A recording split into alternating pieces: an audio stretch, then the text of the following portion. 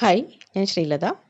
ഒരു sleeve cut ചെയ്യുമ്പം നമ്മൾ എപ്പോഴും ഉപയോഗിക്കുന്ന അല്ലെങ്കിൽ എപ്പോഴും പറയുന്ന ഒരു വാക്കുണ്ട് ക്യാപ് ഹൈറ്റ് എന്ന്. അതായത് നമ്മൾ മുകളിൽ ഒരു അരയിഞ്ച് മാർജിൻ കൊടുത്തതിന് ശേഷം നമ്മൾ താഴേക്ക് ഒരു 3 ഇഞ്ച്, ഒരു 3.5 ഇഞ്ച് അങ്ങനെ ഒരു പോയിന്റ് നമ്മൾ കണ്ടെത്തി ഒരു ലൈൻ വരയ്ക്കാറുണ്ട്. കണ്ടോ ആ ലൈന്? ഏറ്റവും മുകളിൽ കാണുന്ന ആ ഉയർന്ന ഭാഗത്തു നിന്നും താഴെ ആ ലൈൻ വരെയുള്ള ഡിസ്റ്റൻസ്, അതാണ് ക്യാപ് ഹൈറ്റ്. ഇതിപ്പോൾ ഞാൻ ഈ പേപ്പറിൽ ഒന്ന് വരച്ചെടുത്തിട്ടുണ്ട്. അപ്പോൾ ഇത് കണ്ടല്ലോ, ഈ സ്കെയിലിൽ വെച്ച് ഞാൻ ഈ അടയാളപ്പെടുത്തുന്ന ഭാഗം, അതായത് മുകളിൽ നിന്നും ആ സ്ലീവ് ലൂസ് നമ്മൾ അടയാളപ്പെടുത്തിയ ആ ലൈൻ വരെയുള്ള ഡിസ്റ്റൻസ്, അതാണ് cap height. 3.5 inch, 3 inch, 4 inch അങ്ങനെ നമ്മൾ എടുക്കാറുണ്ട് ഓരോ അളവിനും അനുസൃതമായിട്ട്. എങ്ങനെയാണ് ഈ ക്യാപ് ഹൈറ്റ് 3 ഇഞ്ചാണോ അല്ലെങ്കിൽ 3.5 ഇഞ്ചാണോ അതല്ലെങ്കിൽ 4 ഇഞ്ചാണോ എന്ന് നമ്മൾ കാൽക്കുലേറ്റ് ചെയ്തെടുക്കുന്നത്? അതിനായിട്ട് നമുക്കൊരു ഇക്വേഷൻ ഉണ്ട്. ആ ഇക്വേഷൻ ഇട്ടിട്ട് നമുക്കിതൊന്ന് കാൽക്കുലേറ്റ് ചെയ്തെടുത്ത് നോക്കാം.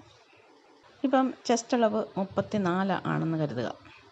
34 ആണെങ്കിൽ നമ്മളതിനെ 12 കൊണ്ട് ഡിവൈഡ് ചെയ്യുക. അതൊരു സ്റ്റാൻഡേർഡ് മെഷർമെൻ്റ് ആണ്. അപ്പോൾ ആ 34നെ ഇവിടെ 12 കൊണ്ട് ഡിവൈഡ് ചെയ്യുമ്പോൾ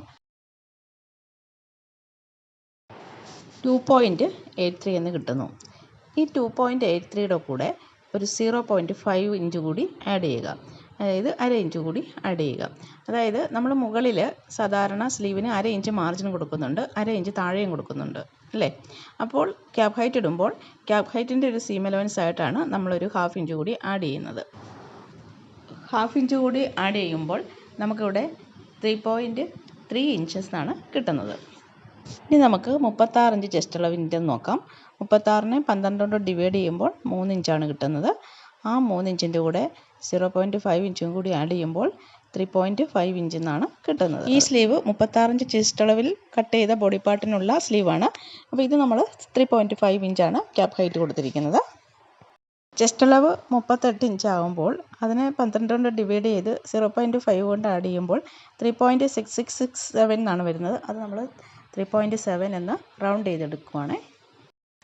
അതുപോലെ 40 ഇഞ്ച് ആകുമ്പോൾ നോക്കാം, 12 ഇഞ്ച് കൊണ്ട് ഡിവൈഡ് ചെയ്യുമ്പോൾ 3.33 ഇഞ്ച്.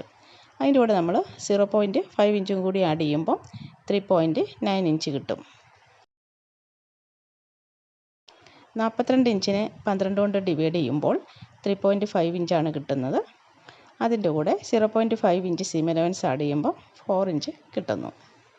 ക്യാപ് ഹൈറ്റ് കാൽക്കുലേറ്റ് ചെയ്യുന്നത് എല്ലാവർക്കും മനസ്സിലായെന്ന് കരുതുന്നു. ചെസ്റ്റ് അളവിനെ 12 കൊണ്ട് ഡിവൈഡ് ചെയ്തിട്ട് 0.5 ഇഞ്ചും കൂടി ആഡ് ചെയ്ത് കഴിഞ്ഞാൽ നമുക്ക് ക്യാപ് ഹൈറ്റ് കാൽക്കുലേറ്റ് ചെയ്യാൻ പറ്റും. വീഡിയോ എല്ലാവർക്കും ഇഷ്ടമായെന്ന് കരുതുന്നു.